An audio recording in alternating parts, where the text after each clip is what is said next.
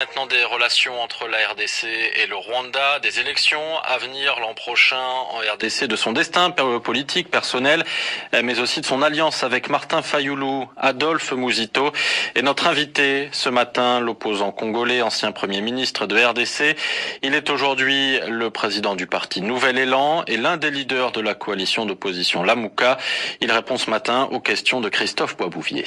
Adolphe Muzito, bonjour. Bonjour. Lors de sa visite à Kinshasa, le secrétaire d'État américain Anthony Blinken s'est dit très préoccupé par les informations crédibles selon lesquelles le Rwanda soutient les rebelles du M23. Est-ce que cela vous satisfait?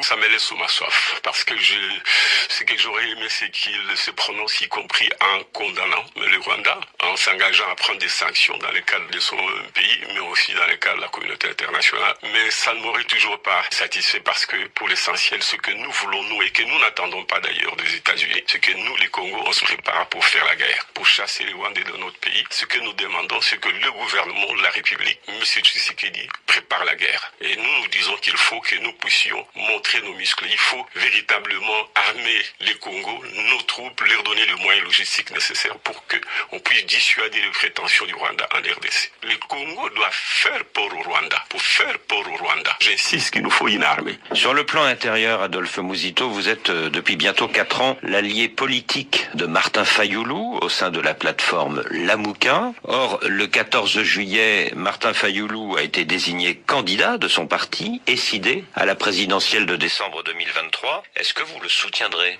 Bon, d'abord, je ne connais pas son programme. Donc, les moments venus, si c'est des gages de convergence autour de nos programmes respectifs, à Martin et à moi, son parti et au mien, mais aussi avec d'autres forces politiques et sociales, c'est sur cette base-là que les alliances politiques et électorales pourront avoir lieu. Depuis 1 an, la plateforme Lamuka et le FCC de Joseph Kabila, qui étaient les pires adversaires de 2018, se sont rapprochés au sein d'un bloc patriotique anti-Tshisekedi. Est-ce que vous êtes d'accord avec cette stratégie?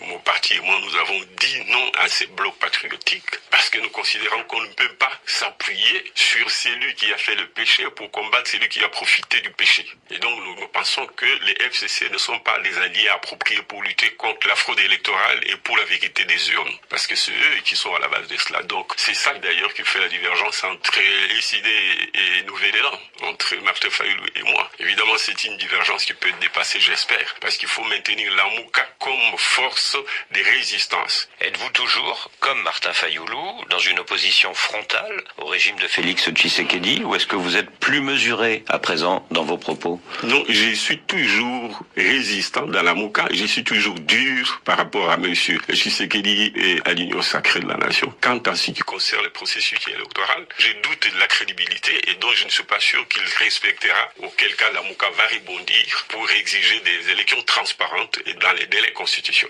L'arrestation, il y a quelques jours, du député Jean-Marc Kabound, l'ancien président du parti de Félix Tshisekedi, qui vient de passer dans l'opposition. Qu'est-ce que vous en pensez? Je trouve que, au-delà du fond, qui est fondé ou pas, moi je voudrais constater le caractère arbitraire de l'arrestation. On aurait pu, par exemple, respecter son immunité parlementaire. On aurait pu quand même prendre le temps de l'interroger, quitte à ce qu'il reste à la maison. C'est quand même une grande personnalité de ce pays. C'est très très inquiétant pour la démocratie congolaise. La manière de procéder donne l'impression qu'on est dans une logique plutôt de règlement de comptes. Adolphe Muzito, est-ce que vous serez candidat en 2023? Je serai candidat en 2023. Dans moins de 6 mois déjà, je présenterai ma candidature au congrès de mon parti. Mais pourquoi vous envisagez de participer à une élection dont vous doutez de la transparence? Je ne suis pas de ceux qui préconisent les boycotts des élections. Le peuple fera pression pour que ces élections soient transparentes. Vous avez été Premier ministre de Joseph Kabila de 2008 à 2012. Si vous êtes candidat, est-ce que vous ne risquez pas d'être devancé par des candidats comme Martin Fayulu, qui n'ont aucun bilan éventuellement négatif au pouvoir et qui ont une vraie virginité politique? Oui, la virginité politique c'est un atout, mais c'est en même temps une faiblesse, c'est qu'on n'a jamais mis la main à la pâte. J'ai l'avantage d'avoir un bilan, mais surtout l'avantage d'avoir commis aussi des erreurs dans ma gestion. Parce que, dit-on, l'expérience c'est la somme des erreurs. Donc c'est un atout. Ça me permet de savoir quelles sont les limites de l'État, quelles seront seront les limites de mon gouvernement dans les promesses qu'il faut faire au peuple. Et si vous êtes élu, quelle sera votre priorité économique ou financière? D'abord, la priorité, c'est la souveraineté de l'État. Il faut un État souverain. Pour cela, il faut des ressources pour financer sa fonction régalienne. Donc, il faut doubler le PIB. Mais comment doubler un PIB avec quel modèle économique? Nous allons mettre l'accent sur les ressources naturelles qui font l'objet du bradage hier comme aujourd'hui. Je prends ma part des responsabilités en tant que dirigeant. Deuxièmement, nous pensons à une politique de grands travaux qui passe par la construction de routes. D'où viendront le moyen pour financer ces routes et les Congo a des retards du point de vue des infrastructures? Il faut trouver une solution pour les entreprises publiques qui aujourd'hui sont un boulet dans le pied de l'économie congolaise. Moi, je suis pour la privatisation de celle-ci et je veux que ce soit l'un des thèmes qu'il faut imposer au débat public dans notre pays. Adolphe Mouzito, merci. L'opposant congolais Adolphe Mouzito, l'invité ce matin de Christophe Boisbouvier. Dans une minute.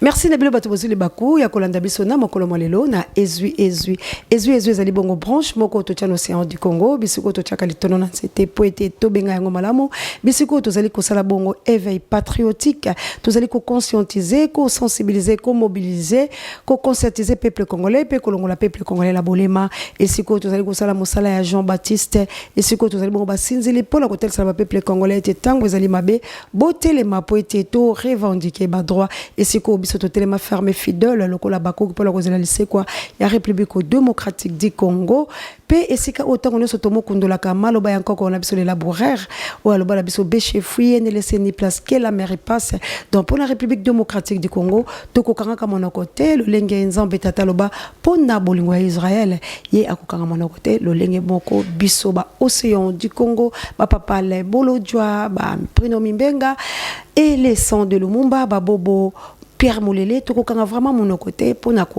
dénoncer pe koloba tango nyoso likolo makambo bato ba koloba nase bande kolangai na banzi bande kobaike lobito benga na bango vraiment bato balanda kingai ti bisika oyo na Zoramo esika ya bope mwapongi alors ezalaki penza mawa mais merci na bande kolanga nzinga vraiment bazaki alerté ba police ape mususu ba telemaki penza koluka bato et nde nazwaki mwa kimia kasi lokola mwa bobangi ezalaki bile moko boyebi po tozoko kape makambo yango te kasi to telemi lisusu po tolobi to bunda etumba ya Congo vraiment bande kolanga mama Célestine Obengaki la chabienne bozalaki penza ebele pour une information ya bande kolanga biso en tout cas bande ko oyanga yo tozaka na bango bokozwa numéro privé au Océan de la presse congolaise pour ba numéro tout au bilo boyebi et kozali so sur océan te etikali ya bato o boko benga boko bala kozwa bango soko bengi oyo ki voya océan te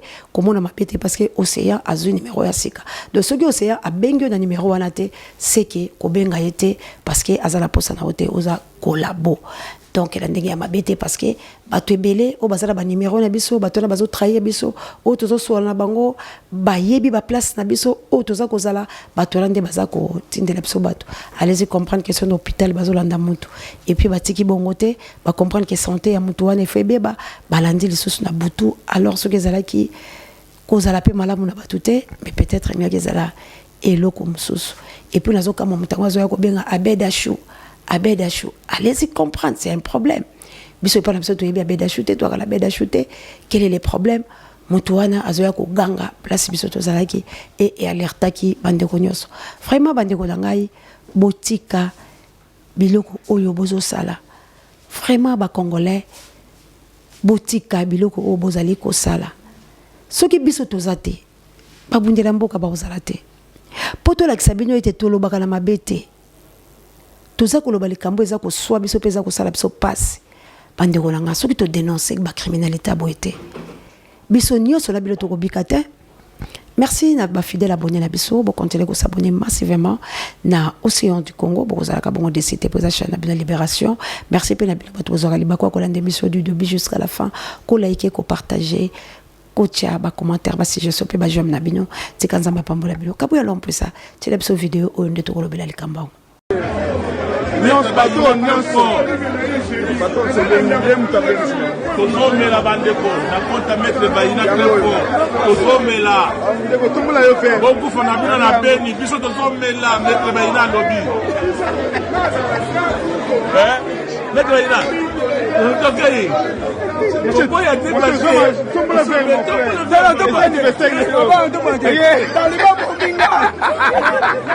maître tombola eza leloko te bato bakufa na beni tombola tombola te taliban abominga bolenga tomboli zo makasi nyonso toomela mpona bandeko na ngai wana bino moko boyoki baréjouisseur na kati ya nteke na bango. Ça c'est la criminalité. Moto aboya zo mérité bakanga ete na place bolukale bolojwa na place bo encercler na place bolanda nga océan na place bolanda yaya Bruno boko kangena lisala bo mememba mona ngenga na place bo menacer peuple congolais oazo tombola mongongo pona koloba vérité. Bandeko langa il fallait bokanga ba criminel. Alobi beaucoup fana bino na beni.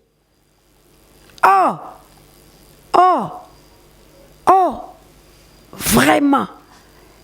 Je ne pense pas que les talibans sont d'accord dans le Bino.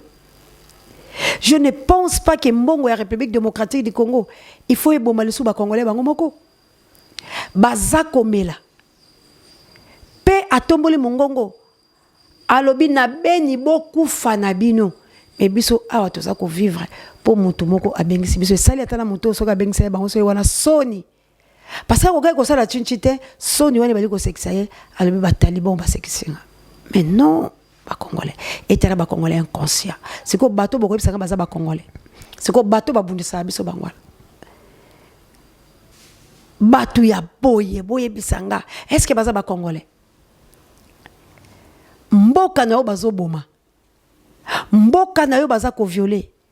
Mboka na yo bazo sala yango mabe. Molobi boku fana bino po yo zo mela mbenda. Ah, ndeko nanga. Siko muto be peuple congolais biso toko lukete. Muto yo abomaka biso ye wana te. Parce que akundi biso lisusu. Justice a mboka Congo. Boko landela muto te.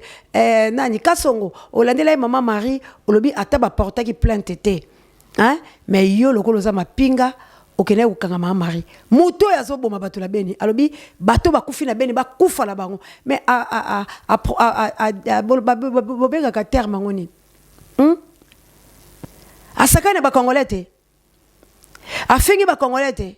Acholi ba congolais te. Bo muto azo seka biso po ba boma biso. Muto aza M23. Aye komela masanga. Azo boma biso sko bato Kasongo péninsule bango zani. Po bino boluka pe épreuve. Épreuve yangwana. Ya maman Marie bomonaki. Oui. Bo saboter maman wana. Oui. Bo comprendre te que passe nae. Oui. Tchelanga no maloba ya Kasongo. Oui, Mikolo tozaki na dossier moko tozolandela ya maman Marie Info. Oyo afinga kabato ça va mal kuta ou une diffamation. Alors depuis vendredi to soit qui est papa nanga siko na chema lobano loba na mama Marie obeko to maman afinga kabato asala kabato siko mutu wana azo finga bibembe la biso M23 wana assassin wana tuti wana aye na mboka la biso azako nyoko lo biso ye wala bavandi bazako sepela alors ba congolais est-ce que boko luka mutabongo te po batu ba boma batu abeni bangwala abibi bembe na beni bokufa na bino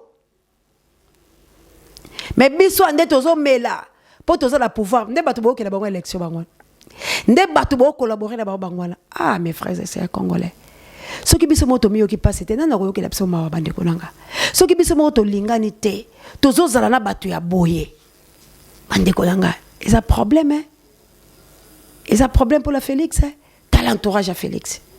T'as la bateau à bête la fachi beto maboko. T'as la bango de baza ba complice parce que le bateau que Félix a complice. Parce que t'as l'entourage à Félix. Oh ils ont fini ça Félix te. C'est qu'au peuple congolais qu'on soit candidat ndengenin a débordé malobanaye. Nasimabolo bané outrage. Nasimabolo baba français la bla diffamation so genin.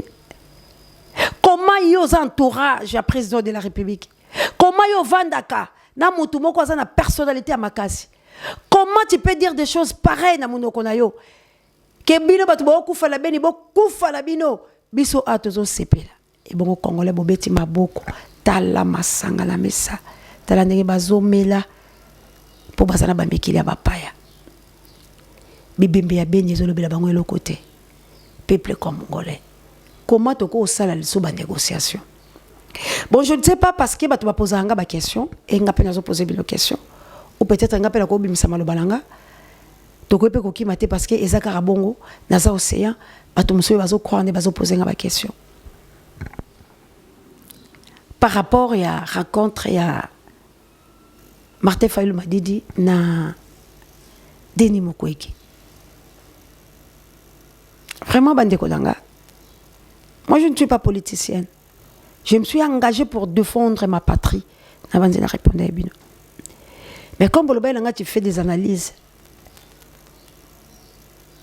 et ça m'a bêté. Président Eli, na Martin Fayulu, Martin Fayulu m'a dit, na Denis Mukwege bakutana. Ndenge pe bakutana ki na matatamponi. Et ça m'a bêté. Mais problème na biso ezande. Balza kolinga basala bloc kokuta na bango ndenge bokomi na ba journaux ndenge bato balobi pe ba vidéo ezali bako se soutenir parce que Martin Fayulu m'a dit des candidat président de la République.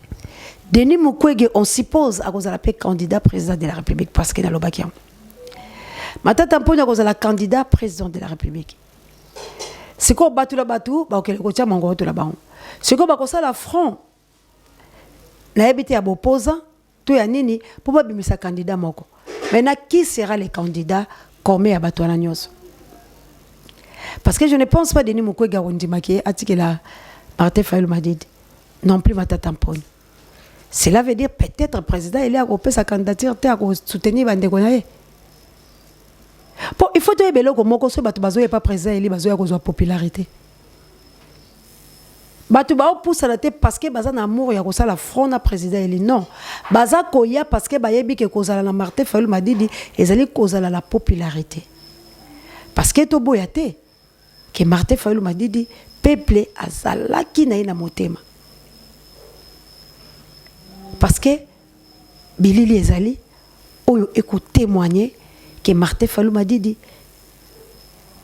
il était l'homme selon le cœur des Congolais. Alors, Batunyo soba comprendre que loko wana. Balobi potos à la bien. Il faut que l'on la musique. Parce que musique aussi a des moyens. Oya ko yebisa na ndekone ke toko senga te, mais toko bunde tumbala ba moyen onga na zalango. Donc bazala qui déjà na mutu moko bande ko sala bango passe. Alors, il fallait ba écarter Muzitu pembeni ya Martin Fayulu Madidi pour bango bazwa porte ya koya koyiba popularité. Parce que quand même bango na ba Muzitu ba yebani na niveau na bango ya ba politique ba sala parce que tobo sala te que Muzitu a été premier ministre ya Congo. Alors ayebi bango. Peut-être batu mususu président Eli ayebi penza bango te Martin Fayulu Madidi ayebi penza bango te. De musique quoi c'était porte pe baké na bango babunde tumbala ba mais ndé kaka makambezalaka il fallait diviser pour mieux régner na habité so nazo répondre bien parce que na libre interprétation s'il vous plaît on a d'autres chats fouettés biso tozo ki chance ko sola pela batu ya Denis Mukwege na banzi Bruno na Lumumba bakende ko sola ba ngala kenayite. Il faut soutenir Denis Mukwege parce qu'il y a un candidat président de la République. Mais biso te lobaki non. Ponanga. Denis Mukwege, est-ce qu'il peut servir dans ce faux président? Je ne sais pas. Ça ne passe pas chez moi. Le Nenga Zala gagné médecin a prix Nobel na Yohana. Nenga Eda qui a tombé le rapport mapping. C'est déjà un acquis. Parce que le langage de Denis Mukwege échangea qui déjà. Alors que tout ça va marche pacifique. Donc c'est déjà un langage oh il y a l'obate avant. Tant que ko dénoncer makambo bande ko sala. Et biso tout ça qui derrière nae. Alors or que biso lelo tout ça a besoin ya bateau ba ko na langage ya faiblesse ya tantôt plutôt. Tout cela qui langage oh ya kun parce que mboka na biso eza bongo bomoni nde balobi bata beni bakufa na bango mais biso to eza na batu musu bazo boma batu na beni mais po bango ba se réjouir nde ba osala wana c'est ko biso e torturer biso parce que bata beni bako kufa te pour la biso muto azo boma muto beni faut biso beto boma ye. Alors voilà tous on a deux camps mais maintenant ceux qui to s'associer na batu oyo quelque part tozo mona de ke ben 10 na bango eza malamu te bazo on dirait ba bête t'acheter au moni ke combat la biso place ezo ke na moko beba mais ko solo la eza mabete mais des politiques wana na yebite ya ko sala front ya ko sangana po baluka candidat unique. Moi je ne pense pas que candidat la barocha Martin Fayulu Madidi, vraiment j'en doute, à moins que vérité moussou eza caché, mais moi j'en doute que batu ya Kabila bakondi mabape sa président Eli plutôt bazouya ka po ba arracher mielo azanam. Alors Papa Denis Mukwege, pourquoi quand il faut à la présidente de la République aussi longtemps tout ça tozo bundité et puis bilo tout bon monde qui mbonga ngwe aux États-Unis? Est-ce que vous assurez que candidat aux États-Unis te mutarobima na poser une question? Ba politicien bon mécano ko répondre ba candidat président de la République. Mbongo aux États-Unis d'Amérique. Imposer une élection. Vous êtes pas sûr que candidat aux États-Unis mutaroleka? Pour le moment biso nyonso toyebi ke États-Unis azali na mariage na libala bosembo na Rwanda. Est-ce que c'est pas candidat rwandais mutarobima? To mekana ko sala thématique wala bota la bisike uteli parce que tango balongwe pa na biso bakemba moko na Rwanda. Tango ake na Rwanda lobima loba mususu.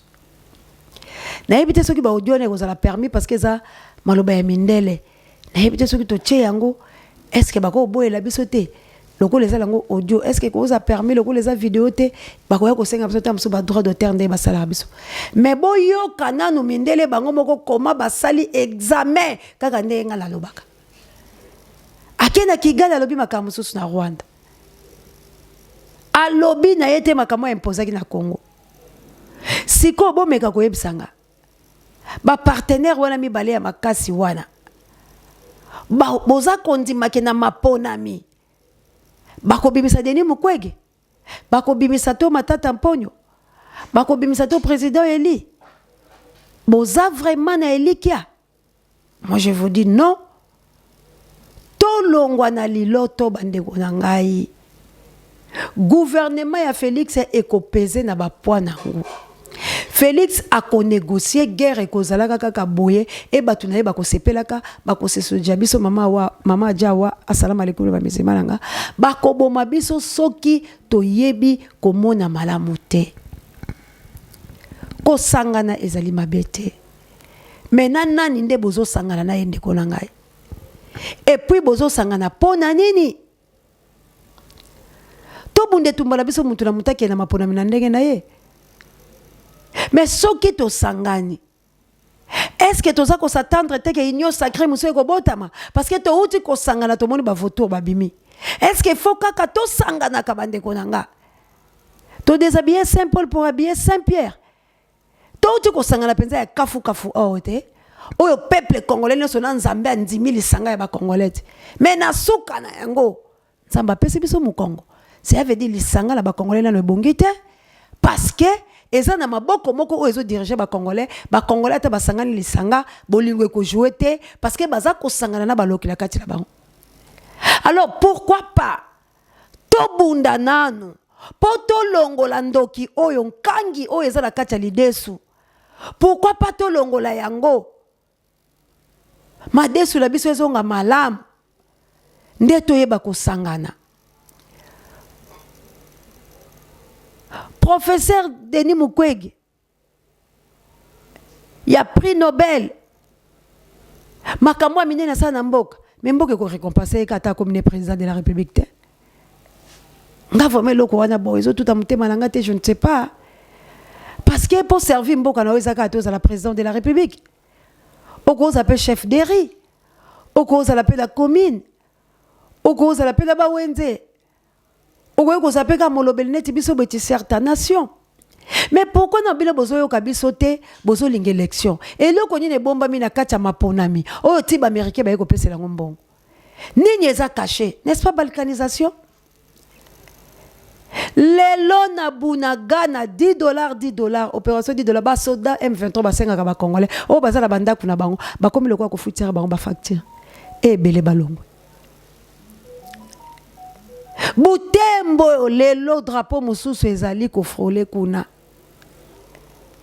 babomi lelo la katikati ya butu ya lelo mais t'as la place bozo la ndale bolojo t'as la place bozo ke l'océan t'as la place la ngenga yaya Bruno Mimbenga t'as la place bozo ko intimider biso. Mes frères et sœurs congolais, arrêtons avec les cirques autour de ça là. Ils ont quitté côté bande kolanga. Si vraiment nous sommes des Congolais, c'est les Tanto Bunda, où nous sommes des ndombolistes, Jean Goubala Lobala et les politiciens ndombolo et tout consort. Mais quand même, biso toza na conscience bande konangai. Politique. Et comme Ariam Bindope a Sony, bato ba osa la politique, ce sont tous des marionnettes. Parce que politique en gros c'est une sengote que bando bazoya lelo ba ya ko sala yango. Parce que politique en gros qui est vraiment la vraie sens tango que ça ka lokuta. Parce que aujourd'hui comment ba bominde konayo. Oh non soko za moté amabeto ko binate hein. Ata ko tundoki ale mutu masaka sambla zolela mais ba yebi que ça sorcier. Ta musu pa lia ki yango na sima Emily mo metango azongi na conscience na abandi ko lela misusu bazaka pe mamukuso mona dévoiler. Mes frères et sœurs congolais. To bunde la Congo la biso. To bunde la Congo. To antoza to mizinga mina bato mabe o balinge kolo na biso te bazo piye biso mikolo na mikolo.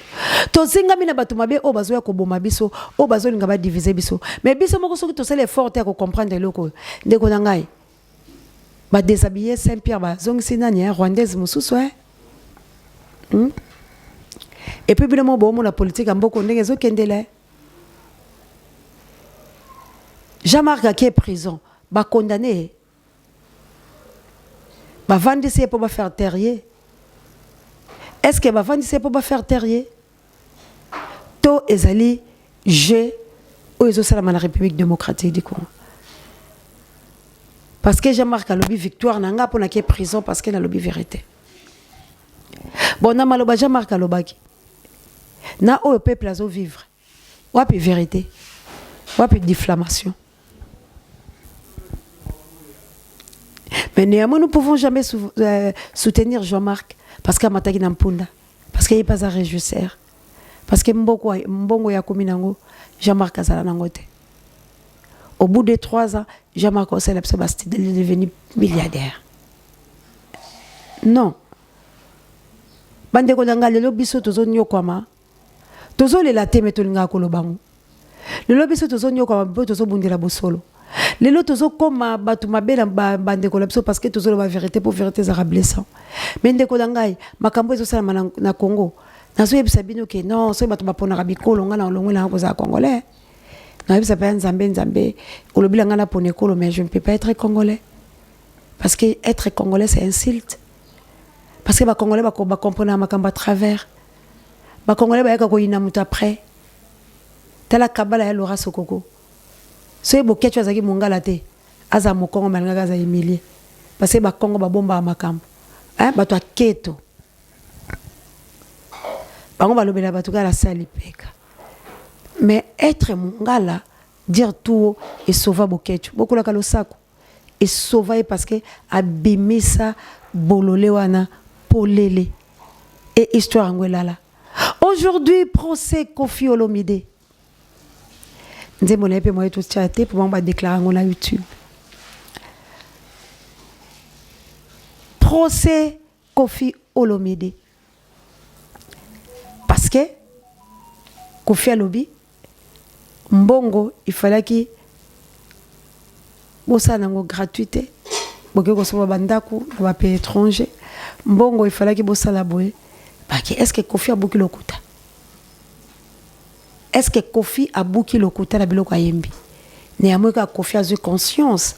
Parce que tous les Sabango, il faut nos musiciens congolais. Bossa la chanson patriotique. Pour défendre couleur, il y a drapeau nabino. oui boza ba bilemo bolo bakaba a politique mais néanmoins tango likambo comme ndolo bazako boma bino nde bazo boma boy et bo comprendre que bato bazo boma bino bangola bazo mela bazo lia et puis bazo siso jabino ba maman missionnaire bolandi vidéo o maman odeti nzamba pambola bino anita babe fokuyo moto bakoka lumumba bolandi yango de Bruno na Autriche vidéo o ya insulte ba bomi ya bato na biso bangwana bazo boma siko tango bato ba kufa bango makila ona bango bazo lia yango mais Kofi azwi kaka conscience alobi la congolais na yemba mais maintenant bokange pourquoi donc ici quand tu dis la vérité aux témoins gênants bako tangela o mabunga de répatance la Congo ezakate balingi biso nyoso to zalaka ba yudasi donc to se trahir kaka balingi biso to zalaka jalelo tubanjilanga nye mulopwe mobutu jalelo tala yemba nzemo la kasilik mulopwe mais moi epena lo bamakamna ezate que Dieu a dans la contrôle. C'est comme ça qu'il faut vivre. Parce que ceux qui ont conscience ont interpellé Bango, mais qu'on fait les musiciens. Il faut y avoir des chansons patriotiques. Il faut tout musicien congolais. Ba yemba banzembo wana. Pour nanine. Prenons l'exemple aujourd'hui à Ferré. Que Dieu vous bénisse. Parce que ma main noire va échouer là-bas. Mais ceux qui supposent na Congo faire éduquer moi d'une manière il y a papa ou moi na bimananzela. Est-ce que faire bananga va comploter contre eux? Mais parce que ça la bâtiment bazaka même mise pour la biso. Faire a raison, il y a ko gele moi na parce que ceux qui moi na ngazo le kalanzela mabe ngata que papa fona c'est parce que faire as artiste monene. Mais voilà comme on est en train de blaguer avec nous. Nous-mêmes, les Congolais, tous ces gens de Colabiso, pour le côté, bien Bakara qui est, il est responsable. Babanda continue de badakala. De tout là, ça comment biso tous amaillés par rapport à la loi. Mais de Kolangai. Bundela Est, tant que vous êtes au Bundela Est, vous êtes détruit biso poani. Tant que vous êtes au babo solo, tous ça quand même qu'on fongola ta mise sur le baquet. Ma relation diplomatique, ils ont simbate. Il faut quand même tout l'endaligner. Mais pourquoi bilo boboya? Mais tel de bufongola bambanga pour le lac ça fait que et entourage na yo. Oui, entourage Zamabe. Mais est-ce que vous pensez qu'il y a coup de pouce? Bon Emilia qui est. Mais Moutou, azaki na droit chemin. Il y a quoi dit que moi parce qu'il y a star. Moutou pourquoi qu'on a exposition à moi na été? A qu'on a blagué na été? Michael Jackson na ebi bana. Ce que ça moi c'est amsuda banate. Aboya biloko parce que bila succès na ngai bomona que de quoi ça est capable. Au cause de la succès na Mathilde Koloba on ngaba ruiner yo. On ngaba ruiner yo. Aujourd'hui papa les bolodja. To keko zo batu mususu oyo bazaka même les miens. De basien na yepé. Ba yo kele motema mabe. Balingi bala tsaye casquette wa zakalangote. Autant oiseau babé parce que il est de Kabila. Oh Congolais. Mais Kabila n'est pas mauvais. Si Kabila est mauvais, mais aujourd'hui, mais aujourd'hui, vous négociez pas avec Kabila, il n'est pas mauvais. Mais ce n'est pas tout le monde mauvais à Kabila, on dénoncer, mais binoté. Bilo bolia Kabila, opia bilo mbongo, opia bilo mituka. Et Kabila ose d'insulter le politicien congolais pour dire que non, Franck Dion n'est pas l'angaté. Oh, homme d'État comme Franck Dion, Kabila biko mekate, côté la communauté. Jean-Marc, koye pas l'angaté. Allez, va. Le lot de bomonga la zamutu. Oliva avait raison à Kolobakenda na l'échange na sanya mobile nangate. Et personne n'a défendu le quoi. Mais biso tolobi Kabila il faut partir dans beaucoup la biso. Kabila doit quitter sol congolaise. Mais bino bo pese maboko. Boko no benga il sou raïs zonga. Non mes frères et sœurs congolais. Tout l'été pour la patrie na biso de Bolanga. Mboka na biso est baby. Mboka na biso est baby. Depuis Félix a eu pouvoir de Konanga oya mabe. Ata bobo ilelo. Elo komoko malamu ko salate. Et puis ce qui biso so to continue rythme na yeba de Konanga. Liwana biso yangwala. Ce qui to continue rythme oyo to kema ponamia 2023 soutenu par les États-Unis d'Amérique les Rwanda. Bande Konanga. Là est un problème. Parce que n'a pas de arrestation ou créer ma prison. parce que ba anere ko comme petit. Prison makala ko débordé parce que prison makala na nous nombre comme il est là. Ba tonga yango bongo te la ba Belge. Donc prison makala et luta bato ebele par rapport à yandé bato la prison. Yango moni bato bakufaka chaque jour. Yango moni bato ba souffrir. Yango moni bato ba malade ebele. Yango moni moyen kutu ba kokata ko lesa bango ezate. Mais prenons l'exemple aujourd'hui yandé ko langa Ferregola. Il vient de prison. T'as la santé. T'as la ndenga bimi. Mais zoa siko muto abimi prison makala. Il faut à la Abima Boy, il faut à la François Béa, il faut à Jean-Marc, il faut à Vitel Caméré, il faut à la juge, il faut à Batumoko. Mais ce qu'on a simple citoyen, Bakangio, Robima Bongote. Mais on suppose que pas Mindele, tant que Bakangio, privé aux libertés, mais Pékisio Koliate, Pékisio Makamusu Sote, aux libre la visite nayo, aux libre à Kosolola, mais Ndé privé aux libertés par rapport à Tarnaban. De faire abîmer les sous qui toko ya koleka nega zalaka na Congo parce qu'il y a zarani na Congo. Donc il est devenu beau, maouti la prison. Allez-y comprendre que différence y a car wana pourquoi mais biso batotozo la poumon y a richesse à coller sa monde entier. Comment tozo kokata kokoma na un tiers y a bateau ba yiba biso tozo kokate prison makala bato ba souffrir et tondi eleki nombre y a le lenge belgique salaire. Batia on ka couleur. Mais maintenant Congo yango to bundela yango la mapona mi 4e élection. Tous les sous koukao. Bande kolangai. Élection est fierté. Élection est sengoté. Nga kutu pona nga. Ce que ça dépend de quand nga batuni en vie nga. Martin Fayulu a une élection té, Muzito a une élection té. Ba vai na ba. Ba vai na ba. Ce que ça dépend de nga. Ba une élection té. Ba créer base à résistance. De résister à la bateau à l'élection. Mais hélas, tout ça la devise marotte. Parce que quand il y a une élection, ils allaient cochonner encore une fois ma bêtise. Ils allaient foncer la République démocratique du Congo. Parce que Mbongo n'était pas nabisoté. Les États-Unis a donné son argent et Félix a accepté. C'est comme Boye Bissanga. Bobande ko senga ba droit ngwe belebele. O ba bomi bakalala. O bano bazuba maboko ebele. La muka totamboli. En fait de compte la muka. Ezate. Ce qu'on te dit qu'on engager ba parti politique la biso moko toza ko kende bande kolanga. Est-ce que nous voulons encore Papa Tshisekedi bis? Parce que Tshisekedi aussi avait fait ces choses. Mais soukana ezaki wapi? Non. Toi, on a besoin d'un chef coutumier.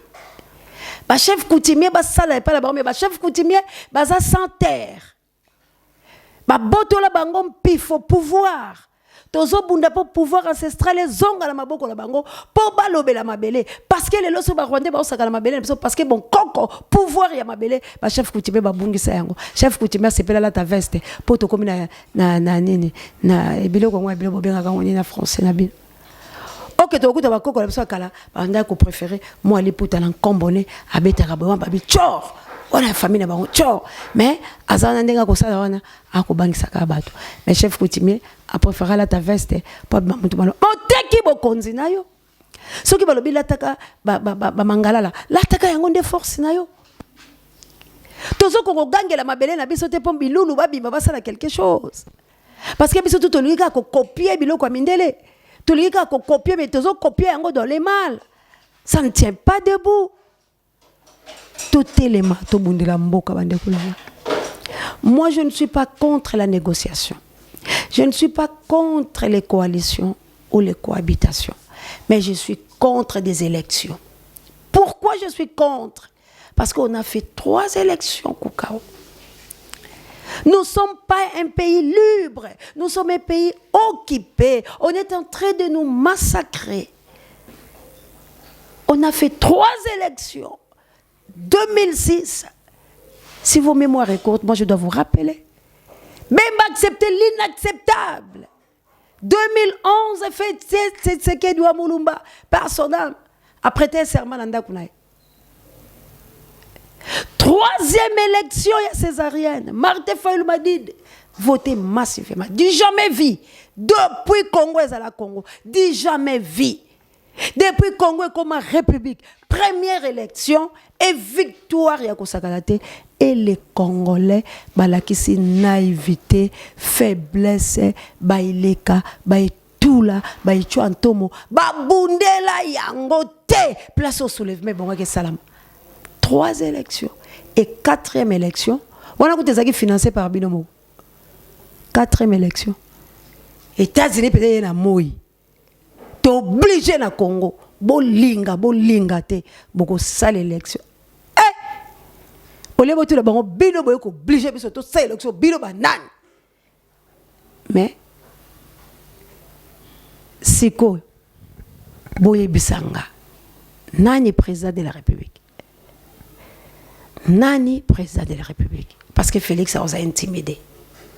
Par Vansaï. Félix, au moins de toi, officialisé bilo to yokalaki. Soko sali angote, to longolao. Ta mutu to ya ko chilo lo adversaire. Félix a lo banga pe na linga bangote. Ngai fona sa deuxième mandat parce que ngai fona sala na lukande ni na ko yeba ko sala.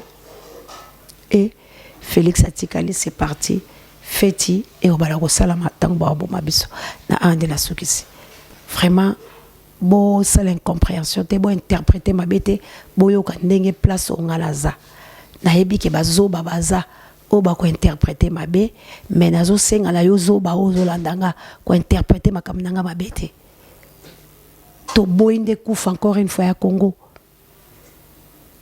parce que to ko sala likopa lisu na bato ma bête to ko kili su ko linga te to me ma Congo na ruine parce que to zo ba faiblesse ya bande ko na biso à partir du langage de bango. Yango tout ça ko boya. Ki to sangana liso ebele pour to koma étouffer malamu ebimate. Ce qui boke la élection. Merci, mais to retournana ce qui nzambaye na awande na silesi. Maton de la Kabuya l'homme puissant, on échange pas l'équipe qui gagne. Merci na Moïse Ngombi, Misap électrique. Merci na Papuche, directeur recherche stratégique et pourquoi pas Sango Mokonzi Parabi Misobangai. Merci là-bas pour Amentangola no bon dia botard de bonne et remission comme la bino Mamour d'Angola na mokitena Florence ya Matondo Mido. Merci encore une fois na manana ngala pour les États-Unis d'Amérique. Merci na équipe pour la thé, merci na ngamoko d'Angleterre papa Michael, maman Célestine. Merci na maman na Suisse c'est joli. Merci na maman Dolo, merci na la Chobien na plus 49. Merci na Kilame plus 49 pour que la conduit femme pikato Jonathan Lotagetomba et na bignonyo so bozo soutenir besolé number 1 aussi de la presse. Mon ami de tous les temps du Lolo soit bino tout vraiment Daniel Ngenda papa passa na Toulouse, Charlie Chobo, vraiment maman Jovi, maman Pasteur, vraiment vous a tellement ébélé, vous soutenir biso. Puis bino bandeko vous na porto ba diaspora. Vraiment. Ah, et ça ka passer menzambe mokayebi. Boende to tambola boy. En tout cas, malheur aux Congolais parce qu'il n'a habité nini et au bino. Et certain. Bye.